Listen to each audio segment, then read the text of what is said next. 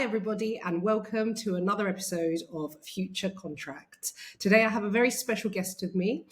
His name is Ed Boal, and he is someone who spent the better part of 2 decades building legal systems that scale and then helping others to do the same. So Ed is currently General Counsel and legal domain expert at StructureFlow, which is a legal tech company that's turning financial and legal complexity into visual clarity. And before that, Ed spent over a decade in private practice advising high-growth tech companies on everything from contracts to M&A, and then later moved in-house to lead legal at ShieldPay, a B2B payments company that's working on some of the most high-value transactions in fintech. So Ed brings a cross-functional legal perspective with experience spanning M&A, employment, data protection, and scaling legal ops from the inside.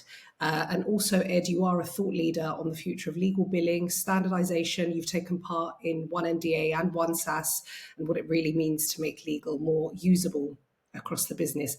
Ed, welcome to Future Contracts. Thank you. Thank you for inviting me. I'm excited about what we're going to discuss. Yeah, I'm excited that you're here because we've spent quite a while together, haven't we? Just working on various initiatives. Yeah, we have, and I think we've tried to get this set up a couple of times unsuccessfully. So it's great that we've finally been able to make it happen. Indeed. So Ed, let's start with your path. You spent more than a decade in private practice before you moved in-house, and now you're in legal tech. What made you shift from traditional legal roles into something that's a bit more transformational? So I think for me, it was definitely a gradual process. My first taste of in-house life was during a secondment on my training contract to the legal team of a large scientific publisher. Quite niche. The work that I was doing was quite niche. But I think what it did really was give me some insight into the collaborative nature of the corporate world. Now, I'm not saying that law firms aren't collaborative, but collaboration within organizations, within embedded legal teams hits different because the business is moving at a pace and the velocity is greater, and also, the legal team is physically and emotionally much closer to the business. So they're working hand in glove with the finance team, with the royalties management team, with operations teams, for example. They kind of have this 10,000-foot view of everything that's happening in the organization, and I could see that they were able to join the dots around things that were happening in the business quite quickly, which was very impressive. And then I guess during the course of my private practice career, I very gradually moved away from one-off transactional projects as a corporate lawyer doing M&A and equity funding deals for tech companies to longer-term, more relational engagements where I was really embedded within client teams. And very often those teams were, teams that were doing disruptive things. And I guess some of that rubbed off on me. I consider myself, I've sort of considered myself always to be quite forward thinking. But when you're working alongside disruptors, there is a kind of osmosis, I guess you could call it. And I sort of felt increasingly that my ability to grow, not only just as a lawyer, but as a business professional, was constrained by being in private practice. And it made me feel uneasy. In truth, it made me feel like, everybody talks about having a growth mindset, but I think a large part of having a growth mindset is being in an environment that activates that growth potential. And I guess that the thing that kind of held me back from making that move in-house was the fact that, some of the client relationships I had been built over a decade. I was this trusted advisor that everybody talks about wanting to be. And the idea that I would just kind of walk away from 10 years of building a network around being a private practice lawyer, building a client base, was quite scary. There was definitely the fear of the unknown. And I guess what really surprised me is that when I then moved in-house, it really wasn't that scary at all. It actually felt, to me, really natural. And I thought that was really telling. So yeah, it's been a really gradual process for me, and I think that the key thing is that I don't think that you can't be transformational in private practice. Far from it. Entire teams are built around legal business transformation. But for me, they're just different modes of transformation, different speeds of transformation. And for me, being in house works best for me in terms of that. But there are barriers to being transformational when you're in a law firm, aren't there? There are barriers that don't exist when you're in an in-house capacity. So, Yeah, what are yeah, they? there are. I mean, there are cultural Yeah. challenges for sure. I've over the years I've spoken with various senior leaders within private practice firms, some of which have been acquired or merged with much larger firms. Um, and there is definitely a clutch of teams that struggle with digital transformation, just as a general rule. They kind of just they don't see why they would upend their well worn ways of working. Well, that's a lot of alliteration in one sentence. But they just don't see why the thing that works for them could be improved, could be made better.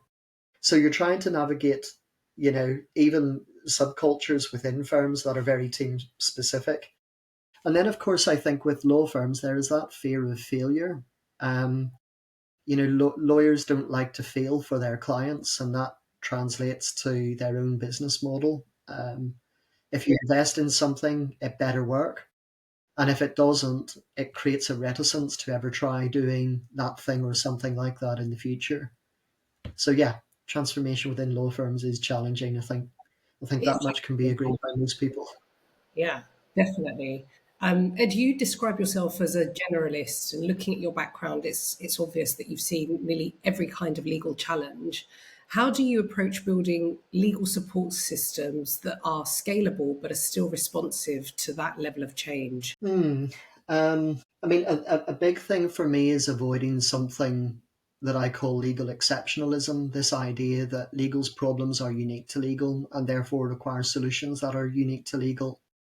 I think that sometimes, if you kind of lift your head up from what's immediately in front of you and you look at other areas of the business and the challenges that they're facing, there are definitely similarities.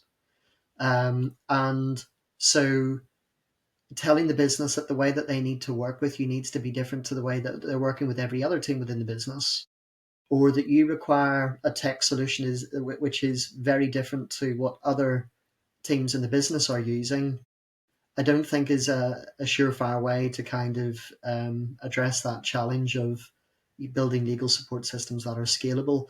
Ultimately, I think that there will be times when legal does need something that is purpose specific, without doubt, because the specific task dictates that you need to have a specific solution.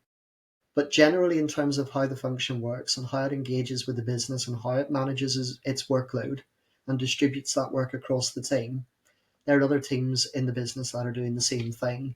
And you kind of have to both learn from that, but also follow the contour of the business and try to do the same thing. I think that also really helps to embed the team in the business, and also acceptance as well about legal and how they're fitting into the overall business, and kind of working as a team with the business. You just said legal exceptionalism, which I've never heard before, but I'm definitely going to borrow it.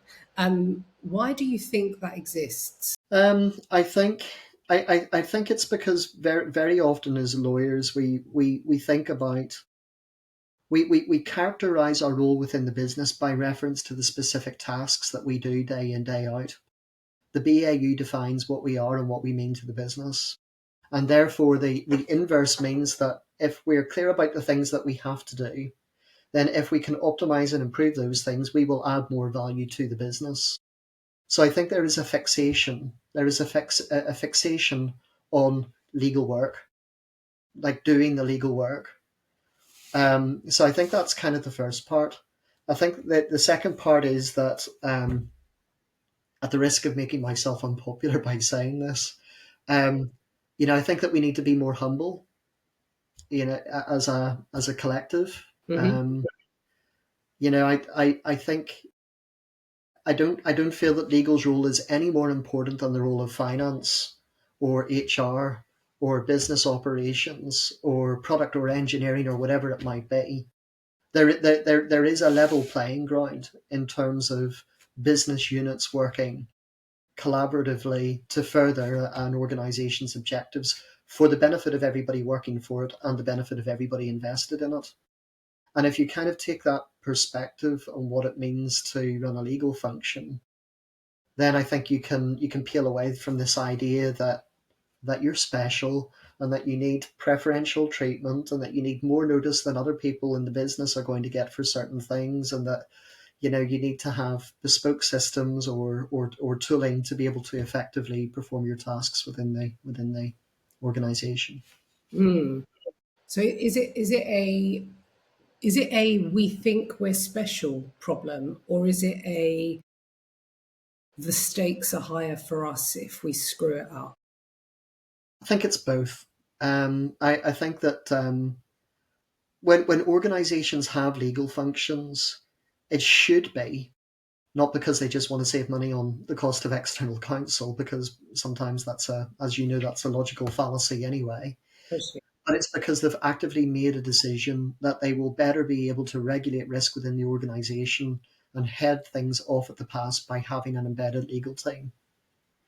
So from that, I think there does come this sense that the legal function are the protectors. They're the first line of defense and the last line of defense within an organization.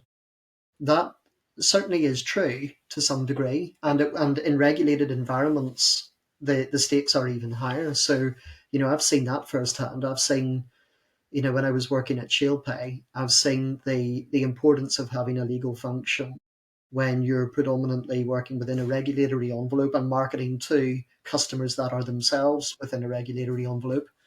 You do play a critical function, but I think that to to elevate the importance of that function above other functions, consciously or subconsciously, is not the right way to keep an organization on side.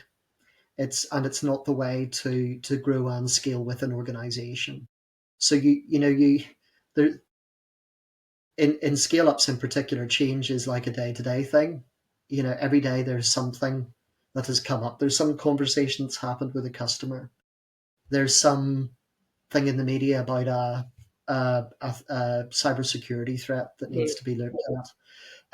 There's something that's happening in the markets that means that you might have to slightly change your positioning to de-risk a particular market and look somewhere else. Change is just a thing, and you have to roll with it, I think.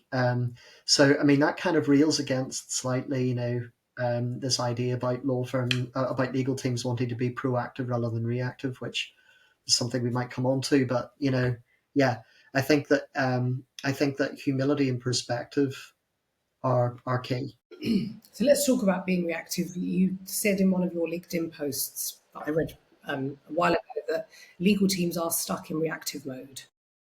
What, in your view, what's the sort of first mindset shift that lawyers need to employ in order to move them from reactive to proactive? So I think that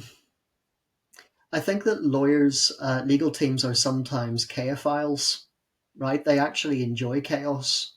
They wouldn't like to admit it. We will. I'm saying they, like I'm not part of them. We will complain.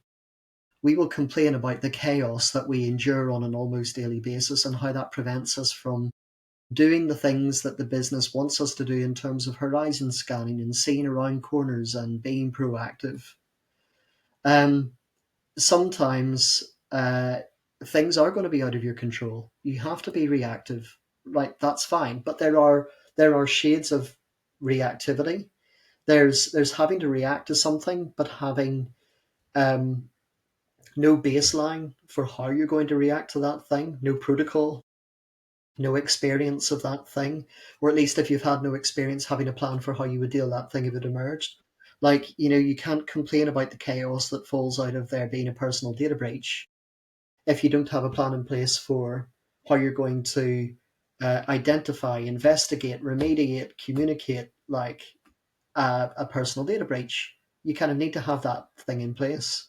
So you can be reactive and have no plan, or you can be reactive and have a plan. Being reactive and having a plan is being proactive.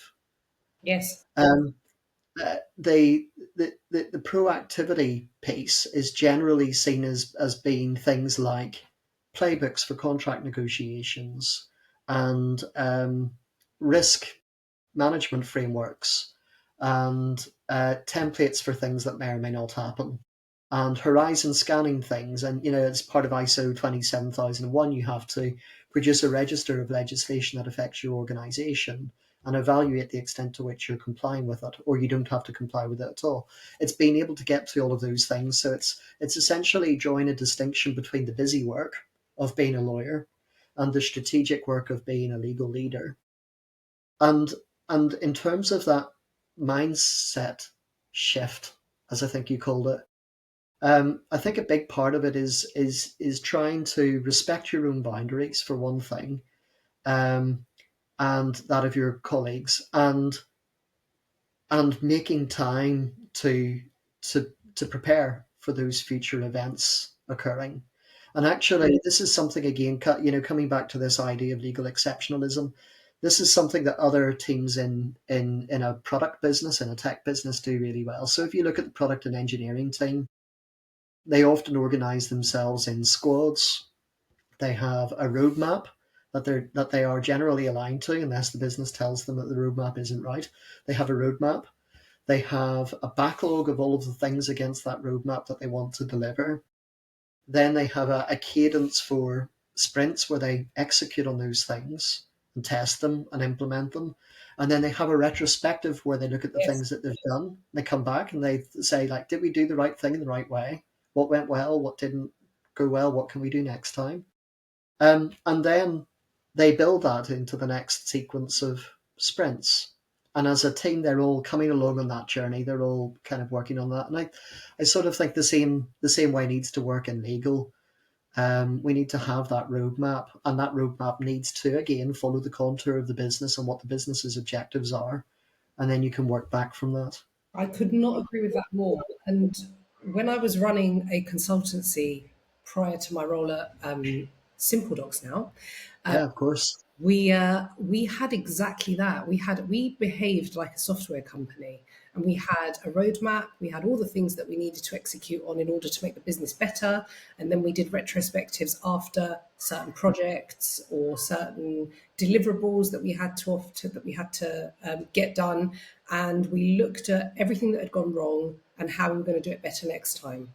And it was just a very open, sometimes uncomfortable conversation that then led to really good insights around what we were going to do better next. And I think that when you look at the world of law firms, or even people in in-house teams that have come from law firms, they just haven't carried over that culture of working like a tech company. And I think the advantage that tech companies have, or software developers have, in the way that they work is the fact that they're new, whereas legal is such a tradition based profession, and you're sort of steeped in traditions and doctrines and Latin and all the other stuff that is Yeah, hugely archaic to the rest of the world.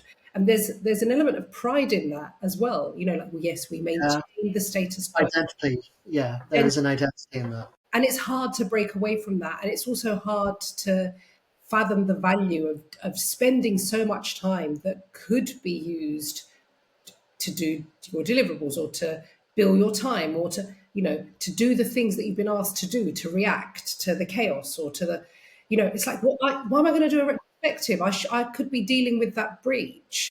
Do you know what I mean? Yeah, I It's hard. mean, I like completely get it. I feel that when I was in private practice, I was quite good at kind of getting under the hood and understanding, what needed to be done, but more importantly, why it needed to be done. Mm, But even then, sometimes I felt like I was quite one dimensional because the thing I was being asked to do was a transactional thing. It was like, we've got this problem. You're capable of delivering the solution. Do that. And then if we need you to do that again in the future, we know where to find you. In house, you have to be multidimensional. Like you have to absorb as much as you can from different areas of the business And you have to also just learn from the way that colleagues are interacting with each other, like what works, what doesn't. It's a huge cultural thing as well. I mean, I guess we've slightly veered away from the question of like being proactive over being reactive, but I think that the closer you are to the business, the deeper your understanding of the business, and not just what it wants to do and what it wants to achieve, because that's fairly straightforward, but like understanding the hurdles that are in the way of getting there. You can be proactive, and but proactive doesn't necessarily mean updating this risk matrix Yeah. or producing that precedent or drafting that paper. It means being able to proactively contribute to the discussions that are going on across the business and the challenges that are exist and are likely to come. That's a much broader thing, and that's what makes it enjoyable for me. Yes. And you've talked about productizing legal services before, haven't you? Can you Yeah. just delve into that a bit more? What does that mean to you? Well, it kind of seems like a bit of a buzzword, doesn't it? Productization. It just sounds Mhm. like one of those annoying words that has just kind of emerged. I mean, I think that it's probably been quite a it's probably quite a dirty term actually in the legal profession, quite grubby. I think that there was this you may have recalled around the time of the Legal Services Act coming into force. This whole talk about Tesco law and buying legal services isn't like buying a tin of beans. It's reductive. It's degrading. Even the direction of travel was not appealing to many within the legal profession. It hasn't actually come to pass, but I think that it hasn't come to pass because it hasn't been approached in the right way. Like productization has been more about, to date, has been more about defining a thing that somebody needs, putting that thing clearly and succinctly into a brochure, maybe attaching a fixed cost to it, and then just repeating that time and time again. It is a legal product, for sure. But to my mind, productization is much deeper than that. It's about looking at a discrete activity or a discrete thing and decomposing it into its constituent elements, and then looking at each of those constituent elements against the benchmark of what it means to be a legal professional, which historically the commodities have always been time and knowledge, typically. Um, Knowledge both of the technical law, but also the experience of having done that thing before and knowing what the likely possible outcomes could be and are likely to be in a particular given set of facts. Productization, to my mind, is about breaking it down and saying, well, actually, this part of the contracting process doesn't require manual labor. It doesn't require expertise to deliver it. Or if it does, it doesn't need to be perfect. Like sometimes it can be just good enough. That is an uncomfortable Yeah. reality for anybody that is trained as a lawyer, because we're told that imperfection equals litigation equals massive losses equals you losing your job and possibly your practicing certificate. Um, I mean, the idea of productization isn't new. Of course, Richard Susskind's been talking about this across his books for years. He talks about it in terms of the commodification of legal services. This idea that the walled garden of legal expertise and knowledge, which has reinforced the grand bargain of professional services for centuries, is going to come crumbling down as people are able to access legal services and legal deliverables at their fingertips in a consumerized way. And we're seeing it in certain areas, but it's still not a mass market thing. Like there is no killer legal product on the market right now. You're not unlike unlike some of the legal tech vendors that are targeting the in-house legal market or the private practice market, where you might see their posters as you're ascending the escalator on the underground.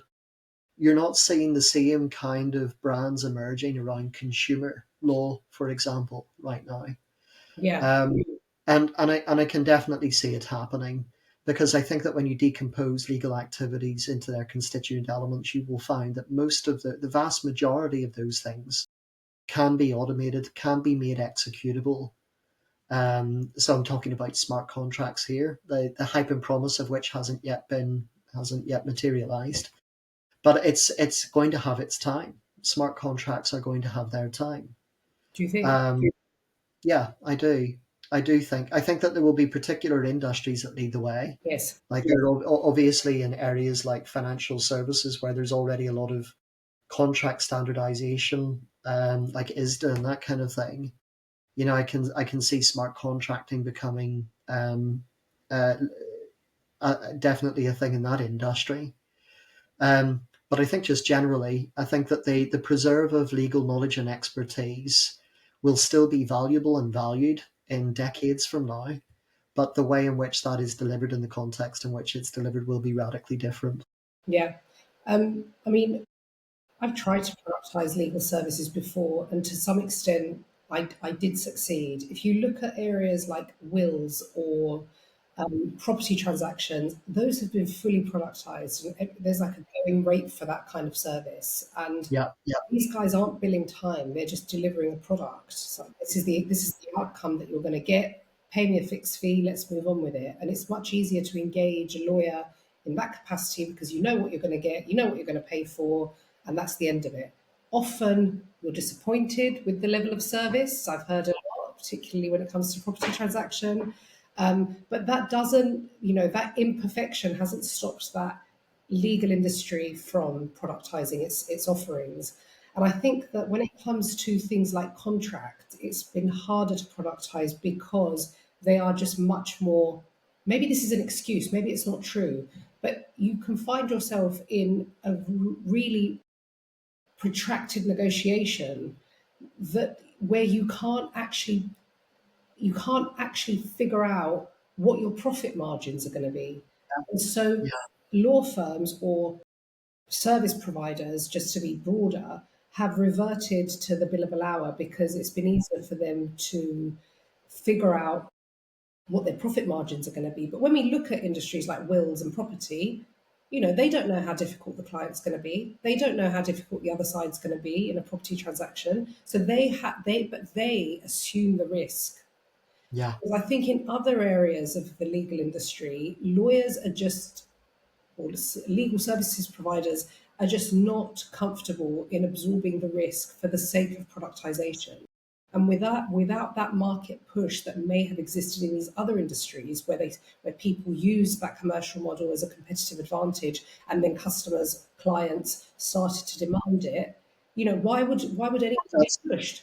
that's the nub of it, though, isn't it? The nub of it is that the reason why it's this kind of self reinforcing thing, so that the profession is able to hold itself up and to maintain its ways of working and to preserve the billable hour as a way of de-risking the erosion of profit margins for doing certain types of work, because there doesn't exist an alternative which is an order of magnitude better, where the balance of convenience and price stacks up, and it's a no-brainer for people to use that alternative.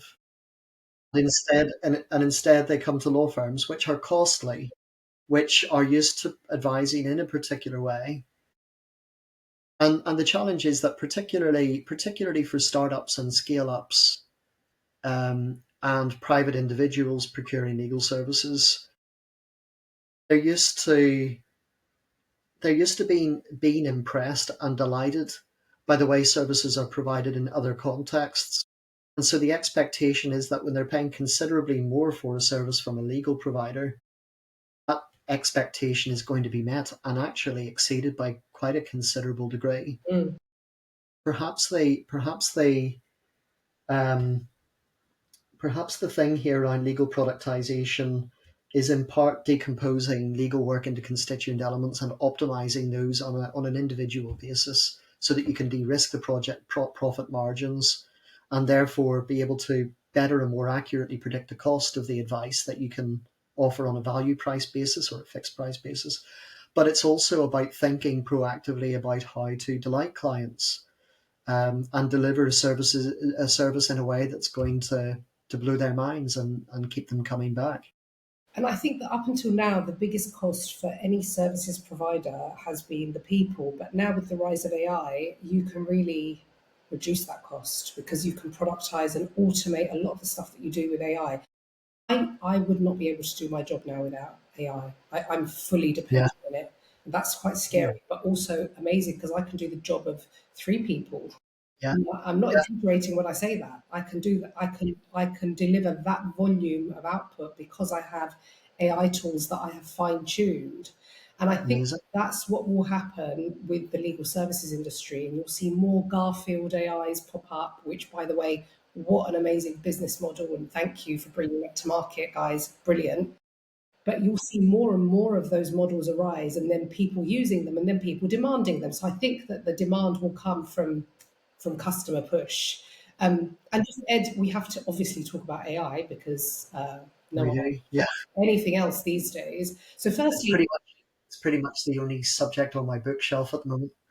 obviously, Yeah. so what does StructureFlow do? So StructureFlow was originally born out of the frustration of our founder and CEO Tim Follett in sitting at his computer at 2 a.m. in the morning, drawing complex structural charts in PowerPoint and trying to get those lines to connect and snap to the box, and getting things to move in the right way, only then to have a partner say, well, that's not quite right, we need to change that, and then having to go and change that across a whole sequence of slides in a PowerPoint deck. It's a pain point that many transactional lawyers in particular will have experienced in their career, not just in legal, but in tax, in accountancy, in funds management. There are people who are living in PowerPoint and Visio drawing diagrams for a substantial proportion of their day.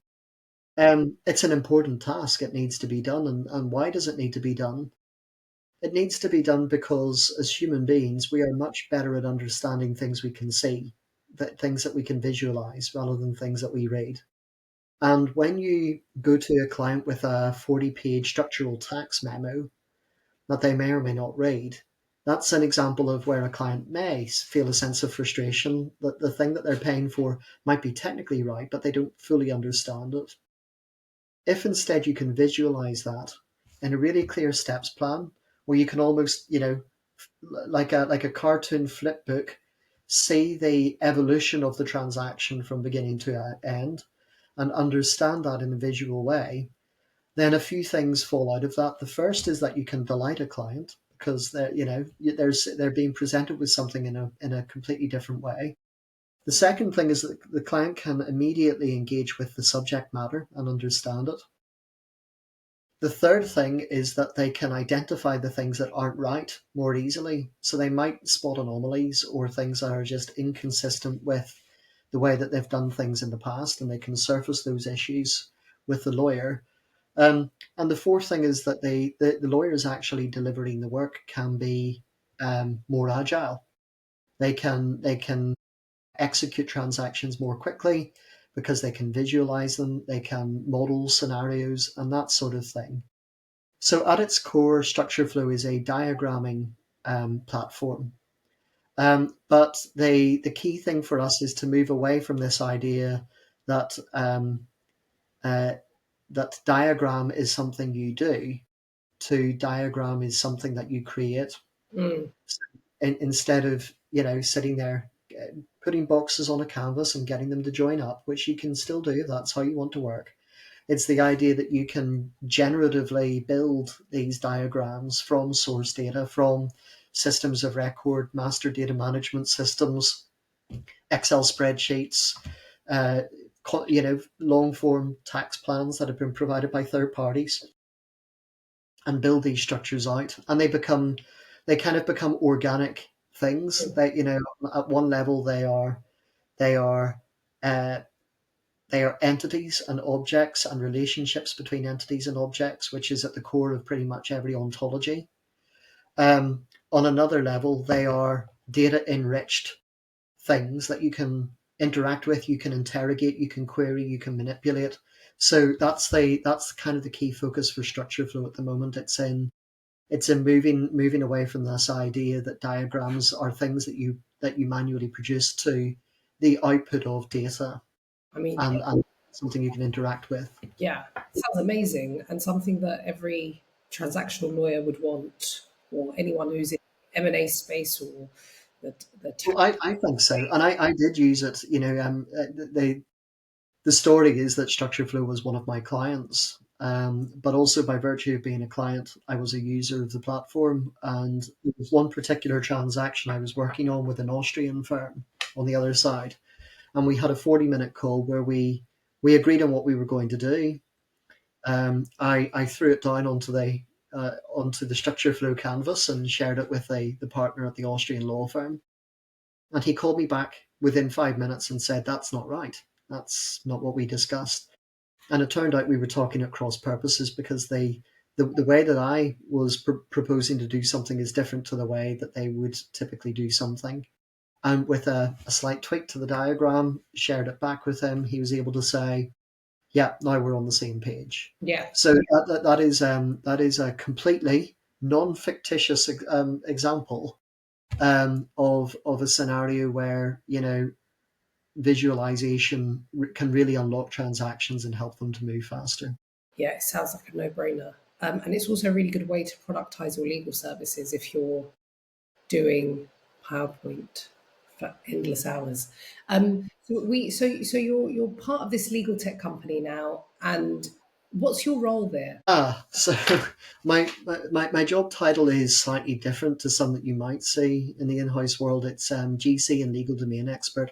I think we're all pretty clear on what the GC bit of the role entails. The legal domain expert is essentially a subject matter expert role. Hmm.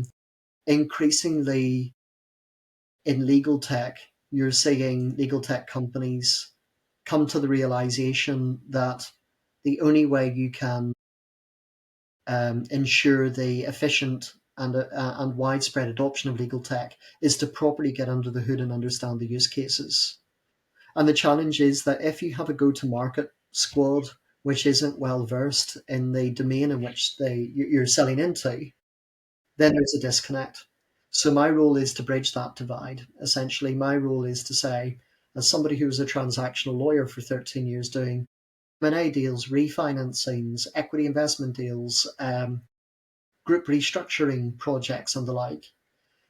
This is the sort of thing that I would have done, and this is how I would have done it. And if I was to visualize it, it would look like this.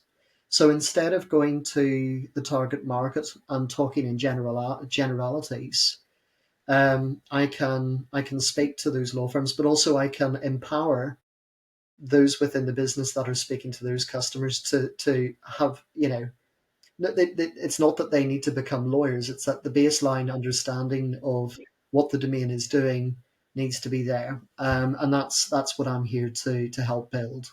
Amazing. But also, I work really closely with the product team. So it's kind of a product counsel role, but not in the legal sense. It's product counsel in the sense of like understanding the product as somebody who will use it and identifying where the product can be improved. Sounds like my role, Ed. It's what I do as well. So yeah, it sounds like my role.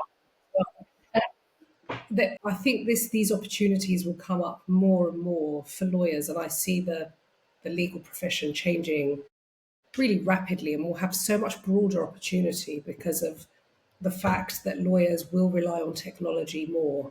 So Yeah. it's an exciting time for. Yeah, and I think there's quite a lot of people in the product counsel role whose role is emerging quite quickly because of the pace of change around tech.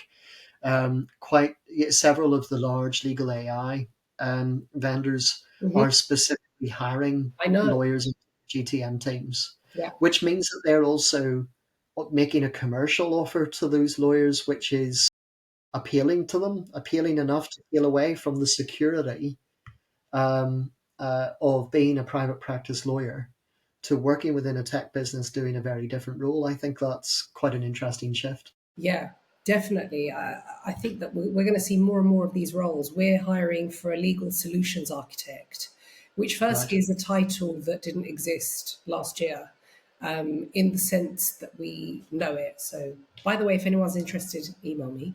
We're looking for someone who's going to work with playbooks Absolutely. and implementation of the tool. So, it's a very broad role, but It's an amazing time for the legal profession because we're moving from delivering services and our knowledge and our expertise to now codifying that expertise into products that will then enable other lawyers to scale what they do. So I think that's fun. I think it's fun, but I think it's also, I think that there is a fear, particularly amongst the junior ranks of legal professionals, about what the future looks like for them. Yeah. Um, if partners are able to access the capabilities and knowledge of junior lawyers at their fingertips, what does that mean? What does that mean for junior lawyers?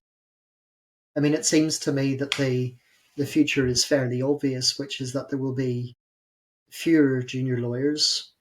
Potentially, there will also be fewer senior lawyers, um, but there will be a displacement in part with roles that don't even exist currently. The example that you gave is one of those.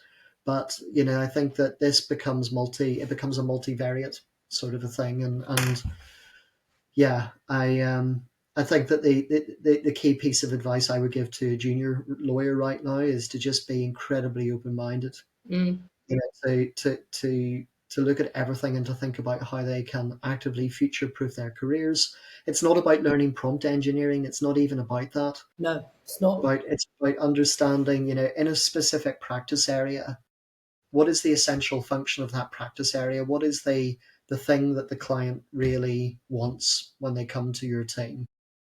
And then how much of that is likely to be replaced with AI, and how much of that is not likely to be replaced with AI, and how you can position yourself in the future to retain your role within that practice area doing that thing if that's what you want to do, but also to be open-minded to the possibility that in 5, 10, 15, 20 years time you could be doing something completely different that requires a whole new skill set. Definitely. And that's a very lovely way in which to end this podcast. Just giving that piece of advice to people that are coming up, because I do get messages from quite a few graduates or students that say, what do you think? Where are we going? Yeah, What should I look at? What kind of work experience should I get? And my answer is always just keep an open mind. Try stuff. Try stuff. Now that you're young and open minded, and you've got the energy to try different things, and you haven't got this you've got no baggage. So just go with it now, because the more experience you get, the easier it will be for you to apply that insight later on when the world changes, which it will, not in a scary sci-fi way, maybe a bit in a scary sci-fi way, but in a we didn't get into that subject. It's probably best we didn't. I yeah. have my I have thoughts. But yeah, Yeah, yeah. Ed, thank you yeah. so much for being here today. Thank you. Enjoyed it. Good Enjoyed our chat. chat. And for anyone who's listening, please stay tuned for the next episode of Future Contracts. Thanks. Thanks, Electra.